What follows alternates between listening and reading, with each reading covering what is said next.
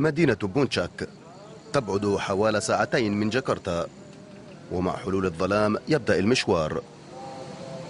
بيلا بائعة هواء تعتاش عن طريق ممارسة الجنس مع السواح القادمين فقط من المملكة العربية السعودية.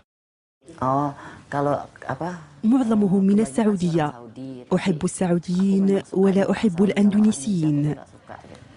لا أعرف لماذا، أعتقد لأنهم يملكون الكثير من النقود. هذا المساء بيلا تذهب إلى هذه المنطقة المعروفة في هذا المجال في قلب جاكرتا، فهي واثقة بوجود الزبائن هناك.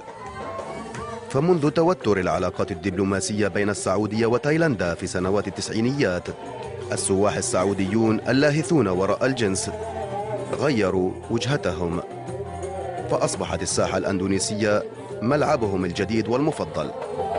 فالسياحة الجنسية في أندونيسيا تتم وفقا للتعاليم الدينية، وبالتالي فهي مصنفة على أنها حلال. فيكفي أن يتزوج السائح الباحث عن الجنس من بائعة هوى لعدة أيام ومن ثم يقوم بطلاقها. السكان المحليون يطلقون اسم نيكا مودأ على هذا الزواج المؤقت. نيكا مودأ هي حجة تسمح لهم بمعاشرتي بالحلال وبشكل نظيف.